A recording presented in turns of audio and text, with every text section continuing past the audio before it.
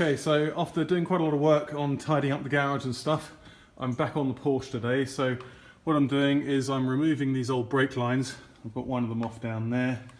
And the way I'm doing it is because these bolts here, which fix into the ABS unit and also at a link halfway down the car, these are original obviously, and they've got quite corroded, and they don't come out that easily.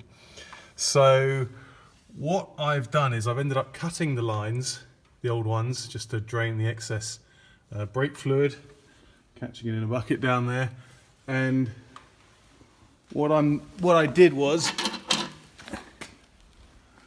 just slide over a ring spanner around the cut line and undo it that way, because otherwise if you're just using this end of the spanner, they just shear the bolts, or the nut, or this fitting here. So that's what I'm doing there, and I'm also doing it down this end here. So one of them came off, the larger one, because it's got more purchase really, that larger bolt on one of the lines. That comes off okay, but the smaller ones are very difficult. So again, I've cut it there, and I'm going to slide this on.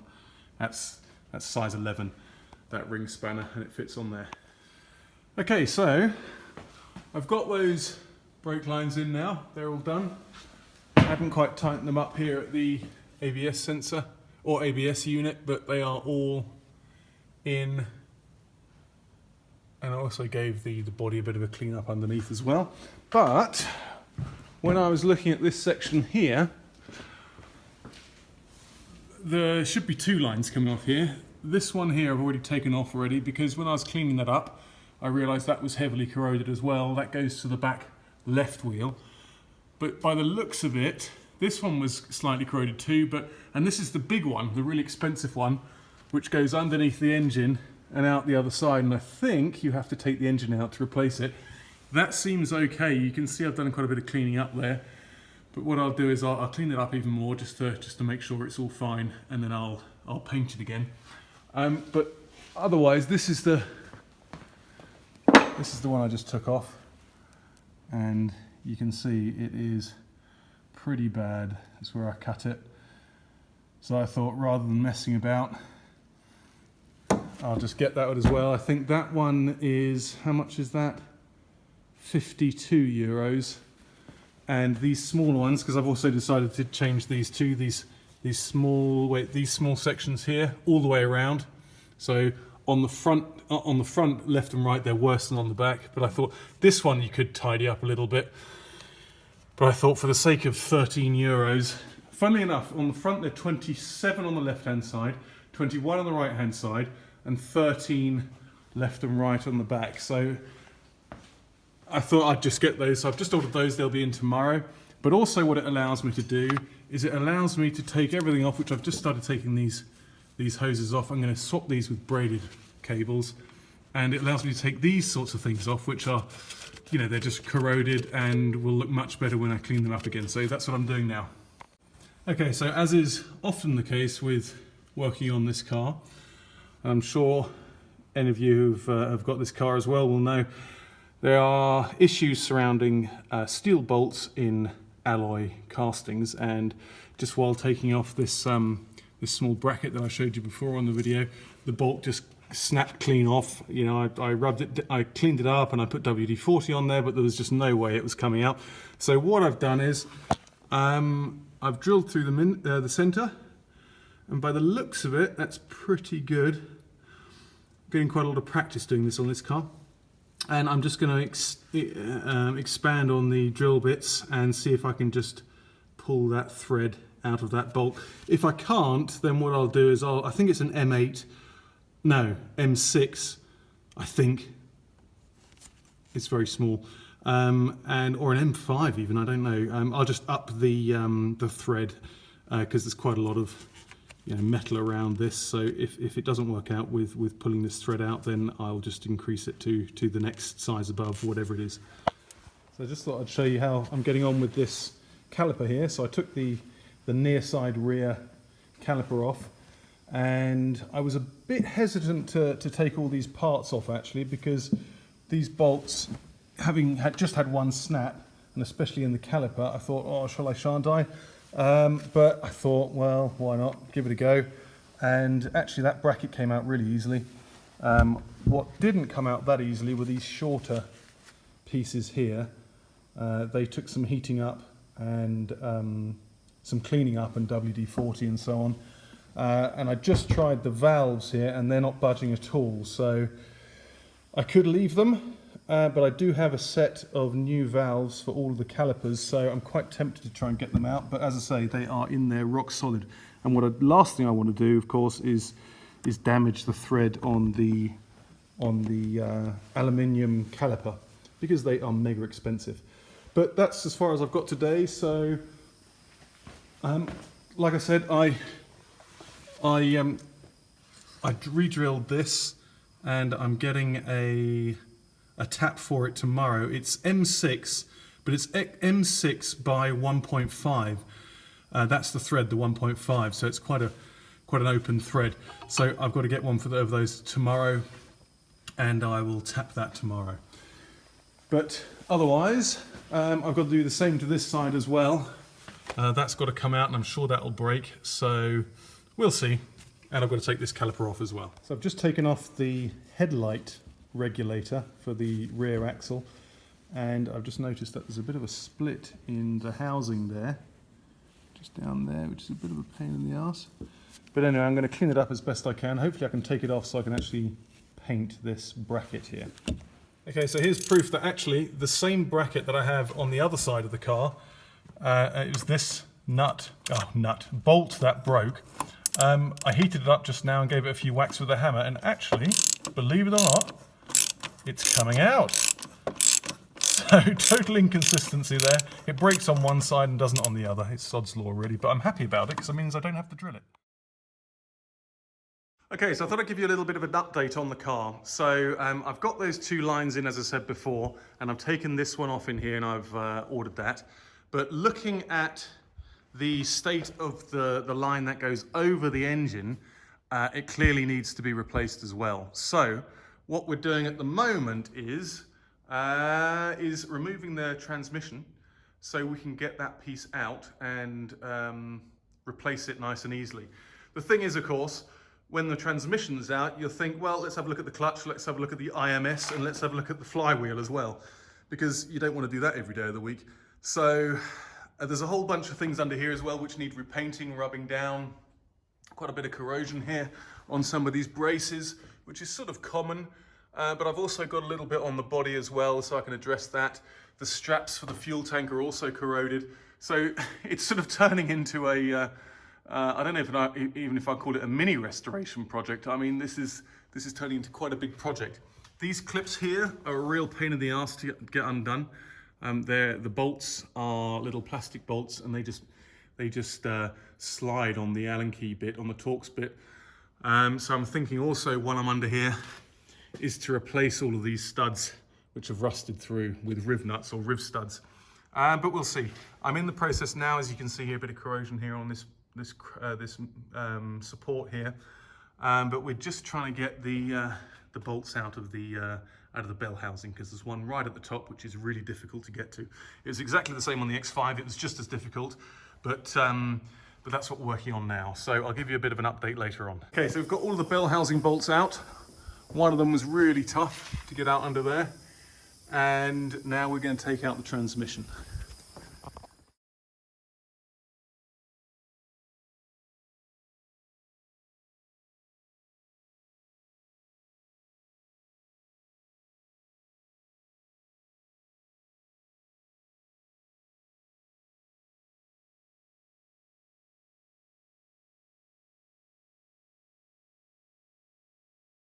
Okay, so it's the next morning and I'm back at the Porsche, and if you just look around you can see sort of the amount of carnage in the workshop. It's just been so busy over these last few days. There's so much work to do on this car. It's amazing. And you know, when I bought mine, I searched high and low for mine. I went up to Scotland to get it, and even when you sort of hand pick one, it doesn't matter what you get really. These cars just are a huge amount of work, especially as they're getting old now and things start to seize and rust, and things like brake lines need doing again. it's a lot of work. So I started off with the brake lines, as you all know, and now basically I'm looking at taking out the transmission to get to that final brake line which goes over the engine, which I was rather hoping I didn't have to do, but actually secretly I wanted to do, because obviously, you know, if it's done, it's done, and it's all, you know, brakes are of paramount safety. You know, steering and brakes are the most important things on a car. So that's what I'm doing today. So you can see a bit of a Heath Robinson setup here, which is absolute nonsense, and all that's coming away. Basically what I've got is I've got another stronger one of these gearbox lifts in the back of the car. That one carries, the red one carries 250 kilos. The one in the back of the car is the blue one, which I used on the X5, and that does 350 kilos and is far more stable than this red one. You can see the red one actually tilts, it sort of bends to the left a little bit. So that's not going to do. So I'm going to get rid of this wood, get rid of the jack, and put a builder's device actually under the engine, which is to support like lintels and things like that when you're doing building work. So you can't get much stronger than that, and you don't have to rely on a pneumatic system to keep it up, which I wasn't too keen on, because it's quite possible that the engine needs support over quite a long time, because, you know, I'm taking the gearbox out now to do the brake cables, but then I'm probably going to do the flywheel, the clutch, the throw-out bearing, pressure plate, all of those things, and that's just going to simply take time. I also want to do the rear main seal, because underneath here you can see there's evidence of oil leakage. Now that might be because of this IMS solution, the oil-fed IMS solution, which I've got there, and I'm hoping it is. But if it isn't, then it's fine. I'll take everything off and I'll do the rear main seal as well. So, and also I want to clean up the gearbox, because it's had a leak in the past and the entire bell housing of the gearbox is completely smothered in oil. So what I'm going to do is work around my mess. So I've got to tidy up a little bit, and I'm going to replace this this wood with a proper support, and swap out this jack, and I'm going to take the transmission out. Okay, so this is the setup I had hoped for yesterday. So I've cleared out all the wood and stuff, and that is as I say, a builder's prop, and it's actually 300 kilos, this lift, but that is much more stable than the last setup, and actually fills me with more confidence to take the transmission out. So I've got all the bolts out, and I just need to wobble that away and bring it down.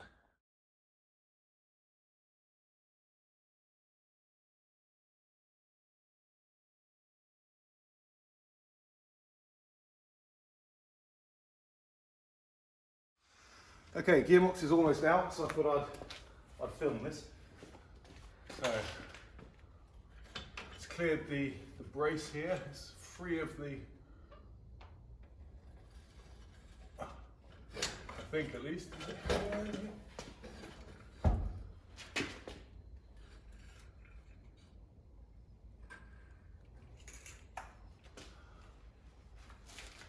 Cables are free, that's all free. There's a little cable here which you have to take off. Oops. Oh, okay, well. Oops, what was that? Maybe that cable. And down it comes. Look at that. It's actually, I've put the mount in the wrong place because it's really tipping to the back. Most of the weight is clearly at the back here. So what I'll do is I'll wheel it over here, and actually I'll lean it on the front of the Land Rover. How about that? The bonnet of the Land Rover is a complete working guest at the moment. So one Porsche gearbox won't make a difference. Come on. Go. Okay, so look at that. I have got the transmission out of my Porsche. That is very, very cool. And just looking at it for the first time, doesn't look too bad in there. Obviously these are all parts that'll be replaced. Quite a lot of oil, but it's not that new looking. Some grit down in there and stuff. That's been the thing about this car, is the amount of stones and grit and earth I've pulled out of the nooks and crannies is ridiculous. But that is the gearbox, 6-speed manual. And what about up here? Got the engine supported nicely. There's the pressure plate. And once I get that off, I can see how the IMS is looking. But actually, I'm wondering really, let's get some light on that. I'm wondering if maybe that oil is coming from the IMS, the oil-fed IMS bearing. But let's see. Sachs, so it's obviously a new pressure plate. It's not that old at all. What does it say there? Made by Sachs. I can't see a date. I can't see a date. But anyway, quite a bit of clearing up to do under here, as you can see. Some corroded parts which I need to take off and clean. But that is seeing the underside of the car for the first time without the gearbox. Pretty cool. So, this is the brake cable in question, and that's the reason why I've taken the gearbox out, because here it wasn't looking too bad, but as you get up into the eaves here, you can see that at the joints, and really quite pronounced is where they clip in to the clips against the body, because the moisture settles in there and starts to corrode the pipe. So basically it goes from that side all the way over the top of the gearbox. It goes down there under these pipes here. This is the clutch pressure pipe, and I don't know the official name for it, but anyway, it goes under here and then out down to this junction here. So as you can see, I started already to clean up this pipe here, and I could have reused it if this was just the only problem on it, but actually, as you can see, there are more issues with the pipe. So what I'm going to do is I'm going to see if Porsche still do it, because when I looked on Design 911 in the UK, they don't list it. But I've got another couple of pipes on order, brake lines on order from Porsche, which I'll probably pick up today or tomorrow, and I'll ask if they actually supply this pipe. If they don't, then I'll bend it myself.